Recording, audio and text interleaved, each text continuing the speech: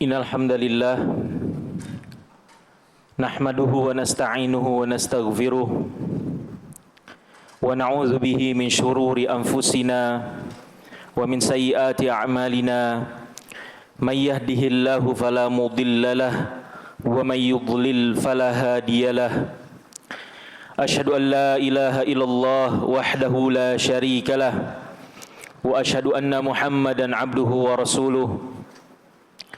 Qala Allahu 'azza wa jalla a'udzu billahi minasy syaithanir rajim.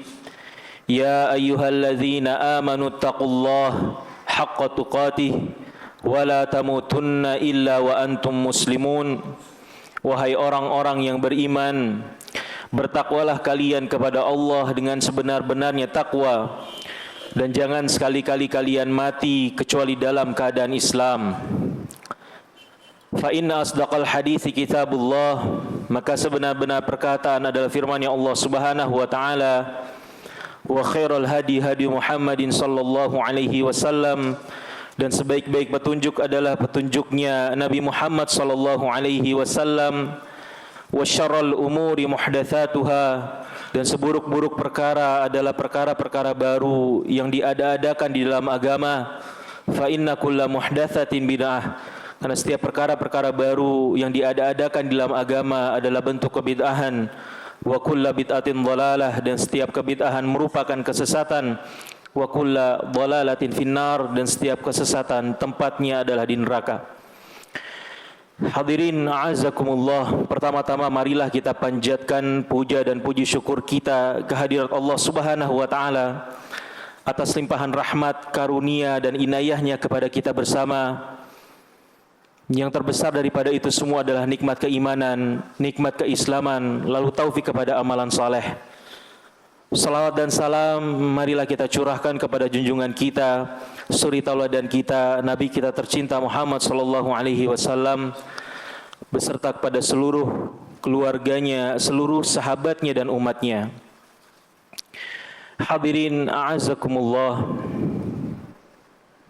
belum lama kita dikejutkan dengan sebuah kasus kekerasan yang berujung kepada kematian, di mana ada seorang bapak yang tega menghabisi 4 orang anaknya. Belum lama juga kita mendapatkan berita ada seorang ayah yang tega memukuli anak balitanya hingga tewas. Belum lama juga ada kasus seorang bapak yang tega melecehkan anak perempuannya sendiri. Hadirin sekalian, kasus-kasus seperti ini wa'iyyazubillah banyak sekali kita dapatkan berseliweran di berita-berita. Maka hal ini menggambarkan betapa minimnya kaum muslimin di Indonesia, bagaimana mereka belum bisa memaknai arti seorang anak di dalam kehidupan seorang muslim. Maka ketahuilah hadirin sekalian, Rasulullah SAW kata para sahabat sudah menjelaskan segala sesuatu, dari burung yang berterbangan di angkasa sampai perkara-perkara buang hajat sudah diterangkan. Tanpa terkecuali Allah dan Rasulnya sudah menjelaskan sejelas-jelasnya tentang perkara keluarga, di mana anak menjadi salah satu inti daripada keluarga itu sendiri. Hadirin yang dirahmati Allah Subhanahu wa taala, ketahuilah bahwa arti seorang anak buat seorang muslim di antaranya adalah anak adalah hadiah dari Allah Subhanahu wa taala, karunia yang Allah Subhanahu wa taala berikan kepada yang Dia kehendaki. Di dalam surat Asy-Syura Allah Subhanahu wa taala berfirman, lillahi mulkus samawati wal ard, milik Allah semua kerajaan yang ada di langit dan di bumi. Yakhluqu ma yasha, Allah Subhanahu wa taala menciptakan apa yang Dia kehendaki. Yahabu liman yasha'u inatha, sebagian dari hamba-hambanya ada yang dikaruniai, diberi hadiah oleh Allah Subhanahu wa taala anak perempuan. Wa yahabu liman yasha'u dzukur, dan Allah Subhanahu wa taala juga memberi hadiah kepada hamba-hambanya yang dikehendaki anak laki-laki. Aw yuzawwijuhum dzukranan wa inatha, dan sebagian dari hamba-hambanya ada yang diberikan keduanya, anak laki-laki dan anak perempuan. Kata Ibnul Arabi rahimahullahu taala, contoh hamba yang diberikan oleh Allah Subhanahu wa taala anak perempuan tanpa ada anak laki-laki adalah Nabi Lut alaihi salam. Anaknya semuanya perempuan. Dan contoh di antara hamba Allah Subhanahu wa taala yang diberi anak laki-laki tanpa anak perempuan adalah Nabiullah Ibrahim alaihi salam. Beliau tidak punya anak perempuan, dan kemudian ada yang diberikan anak perempuan dan anak laki-laki, contohnya adalah Nabi Adam alaihi salam. Maka ketahuilah bersama oleh kita hadirin sekalian bahwa anak adalah hadiah, adalah karunia dari Allah Subhanahu wa taala yang merupakan nikmat yang besar sekali buat seorang manusia. Maka sebagaimana dengan nikmat-nikmat yang lain, ada tanggung jawab yang harus kita lakukan di dalam karunia tersebut, yaitu mensyukurinya dalam-dalam. Dan salah satu cara kita mensyukuri nikmat Allah Subhanahu wa taala adalah kita menunaikan kewajiban-kewajiban di dalam nikmat tersebut. Maka pada siang yang berbahagia ini hadirin sekalian, khatib akan menyampaikan beberapa poin tentang kewajiban seorang ayah atas anak atau hak seorang anak atas orang tuanya. Dan semoga ini bisa menjadi satu hal yang kita perhatikan lebih dalam, yang kita maknai lebih dalam ketika kita bermuamalah dengan anak-anak kita, bermuamalah dengan keluarga kita. Maka hadirin sekalian, di antara perkara-perkara yang menjadi hak seorang anak atas kita, yang pertama adalah kita menjadi bapak-bapak yang soleh untuk mereka. Kita menjadi bapak-bapak yang soleh untuk mereka. Kenapa hadirin sekalian? Sungguh ketika seseorang itu soleh, ketika bapak itu soleh, maka potensi seorang anak menjadi anak yang soleh itu semakin besar. Ada sebuah faidah yang sangat luar biasa indahnya yang Allah Subhanahu wa taala kisahkan di dalam surat Al-Kahfi, di mana saat itu Nabiullah Musa alaihi salam mengadakan perjalanan ilmu bersama hamba Allah Subhanahu wa taala yang lainnya, yaitu Khidir alaihi salam. Yang kita ketahui bersama kisahnya, maka di antara penggalan dari kisah perjalanan keduanya itu adalah Nabiullah Khidir alaihi salam dan kemudian Nabi Musa alaihi salam. Mereka berdua merenovasi sebuah dinding yang hampir roboh. Maka di antara hikmahnya yang disebutkan oleh Allah Subhanahu wa taala, kenapa Khidir alaihi salam kemudian merenovasi sebuah dinding yang akan roboh? Ternyata di bawah dinding tersebut ada harta dua anak yatim. Apa sebabnya harta tersebut dilindungi oleh Allah Subhanahu wa taala lewat perantaraan Nabi Khidir? Maka disebutkan oleh Allah Subhanahu wa taala dalam surat Al-Kahfi, wa kana abuhuma sholihah. Karena bapak dari anak yatim ini adalah orang yang soleh. Para mufassirin mengatakan, di antaranya Ibnu Abbas radhiyallahu taala anhuma, yang disebut dengan bapak keduanya ini bukan bapak langsung, tetapi kakek buyutnya yang ketujuh. Kakek buyutnya yang ketujuh yang soleh. Bayangkan hadirin sekalian, akibat kesolehan kakek buyutnya yang ketujuh, keturunan ketujuhnya dilindungi dirinya dan kemudian dilindungi hartanya oleh Allah Subhanahu wa taala. Maka apa jadinya ketika kita bisa mewujudkan seorang pribadi ayah yang soleh, dan bisa jadi segala kebaikan yang diterima oleh anak-anak kita merupakan wasilah yang Allah Subhanahu wa taala berikan untuk kebaikan mereka. Maka pesan pertama hadirin sekalian, kita mengingatkan diri kita pribadi untuk bersama-sama menjadi anak, menjadi bapak yang soleh untuk anak-anak kita. Lalu perkara kedua hadirin sekalian, di antara hak anak-anak kita atas kita adalah kita memilih wanita yang solihah sebagai calon ibu-ibu mereka. Kalau kasusnya adalah ketika kita sudah menikah, maka tanggung jawab kita, kita mendidik istri kita menjadi wanita-wanita yang solihah. Rasulullah Shallallahu Alaihi Wasallam bersabda dalam sebuah hadis riwayat Imam Bukhari, tungkahul mar'ah li arba. Wanita itu dinikahi karena 4 hal. Limaliha, ada karena hartanya, wali hasabiha, ada karena nasabnya, keturunannya baik, wali jamaliha, karena kecantikannya, dan kemudian kata Rasulullah wali diniha, karena agamanya yang baik. Dan Rasulullah SAW secara khusus berpesan kepada kita semua, fazfar bidzati din taribat yadak. pilihlah yang agamanya baik, maka engkau akan beruntung. Maka salah satu keuntungan yang diperoleh ketika kita memilih wanita solihah adalah potensi untuk mendapatkan keturunan yang solih itu terbuka dengan lebar.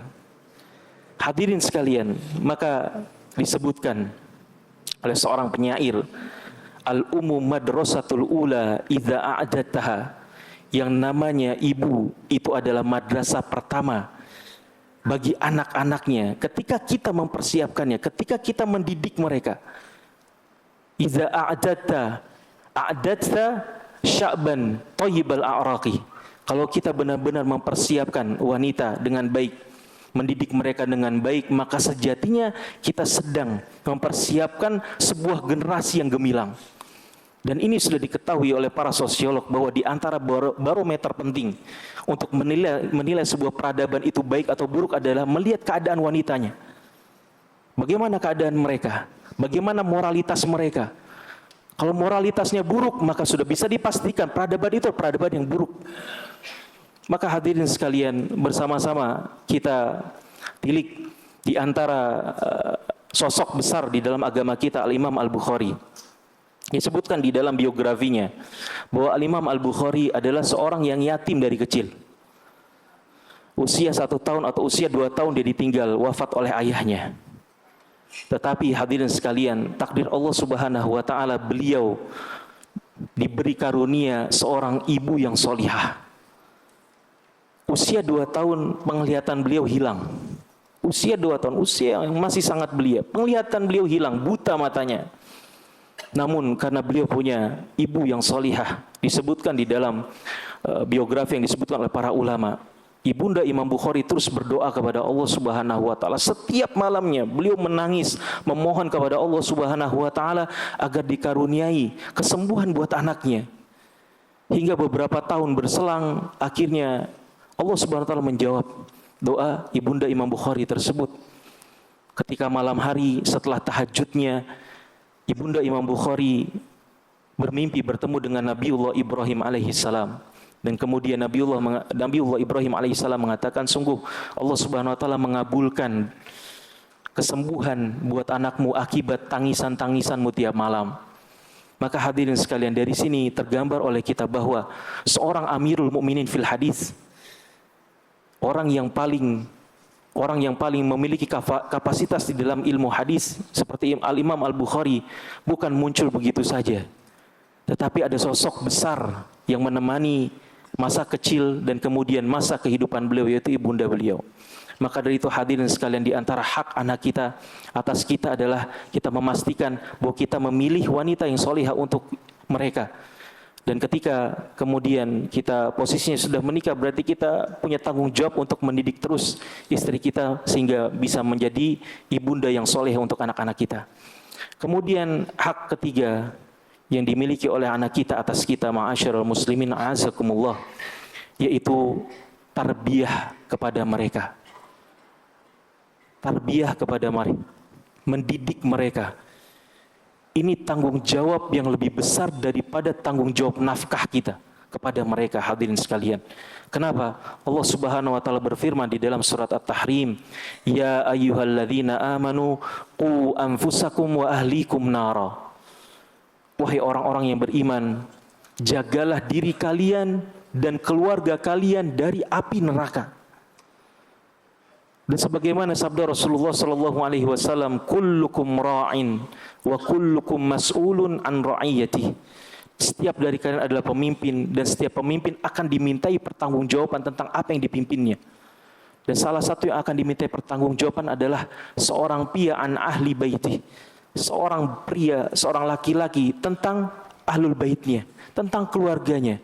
Apa yang dia perbuat, apakah dia sudah memenuhi hak-hak mereka atau tidak.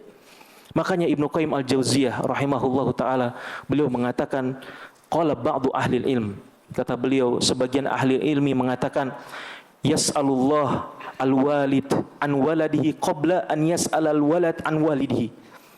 Allah Subhanahu wa taala akan mempertanyakan seorang ayah tentang hak-hak anaknya apakah sudah dipenuhi atau belum, sebelum seorang anak dipertanyakan tentang hak-hak dia atas bapaknya. Dan kata Ibnu Qayyim Al-Jauziyah, sebagaimana Allah Subhanahu wa taala berfirman, "Wa wassaynal insana biwalidayhi husna", sebagaimana Allah Subhanahu wa taala sudah mewajibkan seseorang untuk berbuat baik kepada ayahandanya, kepada orang tuanya, begitu juga Allah Subhanahu wa taala berfirman, "Ya ayyuhalladzina amanu qu anfusakum wa ahlikum nara". Wahai orang-orang yang beriman, jagalah diri kalian dan diri keluarga kalian dari api neraka. Ini hak keluarga, ini hak istri, ini hak anak atas seorang suami, atas seorang bapak. Dan kemudian kata Ibnu Qayyim Al-Jauziyah, wa aktsarul aulad innama jaa fasaduhum min qibalil aba. Perhatikan hadirin sekalian, kata Ibnu Qayyim Al-Jauziyah, sungguh banyak anak-anak yang rusak, akibat utamanya adalah rusaknya bapak. Wali ihmalihim lahum wa tarki tarbiyatihim. Dan disebabkan karena orang tua menyia-nyiakan anaknya, tidak mendidik anaknya, tidak memberikan edukasi tentang perkara-perkara wajib, tentang perkara-perkara haram, perkara-perkara seorang muslim menjadi muslim sejati kepada anaknya. Dan ini menjadi sumber utama, kata Ibnu Qayyim Al-Jauziyah, tentang rusaknya anak-anak. Maka hadirin sekalian, perhatikan edukasi kita kepada anak-anak kita. Sejauh mana kita sudah mengenalkan kepada mereka tentang kewajiban mereka sebagai seorang muslim, tentang perkara-perkara yang Allah sudah haramkan atas mereka dan seterusnya. Maka ini salah satu hal yang perlu kita perhatikan, melebihi makanan mereka, melebihi minuman mereka. Lalu hadirin sekalian, perkara keempat di antara hak seorang anak atas orang tua adalah kita memastikan bahwa apa yang kita berikan kepada anak kita adalah dari jalur yang halal. Kita pastikan yang kita berikan adalah makanan yang halal, dari mata pencaharian yang halal.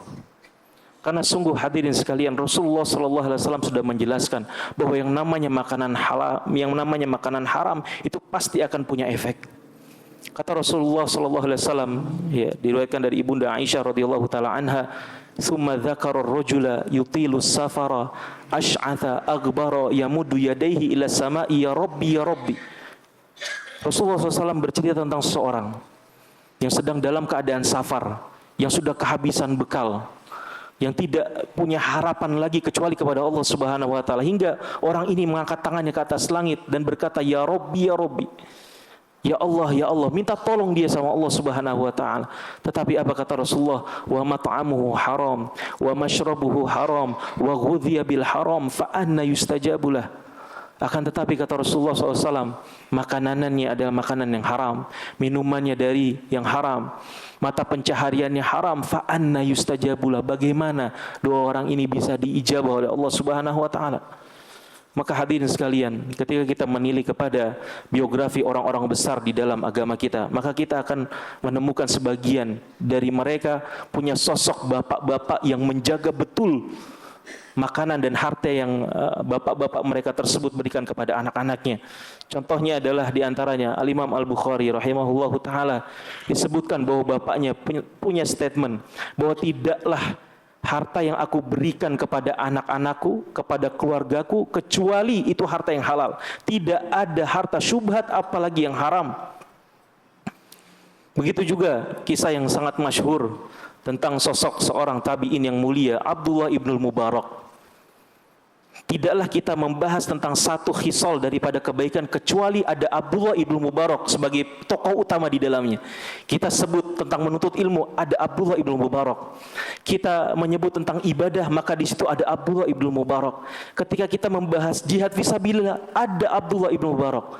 Dan tahukah Anda hadirin sekalian, di antara disebutkan oleh para ulama bahwa bapaknya Abdullah ibnu Mubarak yang bernama Mubarak ini sangat menjaga makanan yang masuk ke dalam tubuhnya. Satu ketika pernah beliau diamanahi untuk menjaga sebuah kebun. Maka seorang atau tuannya pun datang untuk mengecek kebunnya. Kebun delima saat itu. Maka Mubarak saat itu diminta oleh tuannya untuk mengambil satu delima yang manis. Mubarak pun pergi ke dalam kebun dan kemudian menyajikan buah delima sebagaimana yang diminta oleh pemilik kebun tersebut. Maka setelah dimakan oleh pemilik kebun, rasanya asam. Rasanya asam. Maka diminta lagi sama pemilik kebun tersebut, carikan yang lain. Dibawa delima yang kedua pun asam. Kemudian dibawakan delima yang ketiga pun asam. Akhirnya pemilik kebun tersebut marah. Bagaimana? Engkau sudah berbulan-bulan di sini, masa tidak bisa membedakan antara buah yang asam dan buah yang manis?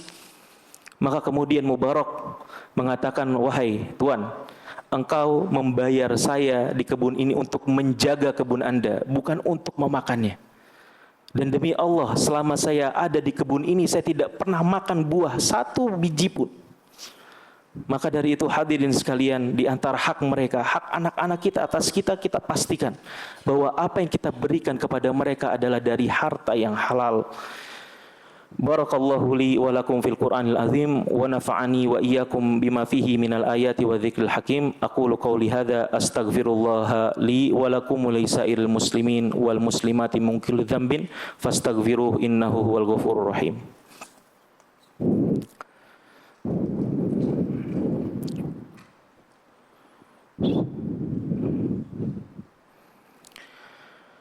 Alhamdulillahi wa kafa wa salatu wa salamu ala nabiyil ladzi istafa wa ala alihi wa sahbihi ahli sidqi wal wafa. Asyhadu an la ilaha illallah wahdahu la syarikalah wa asyhadu anna Muhammadan abduhu wa rasuluh.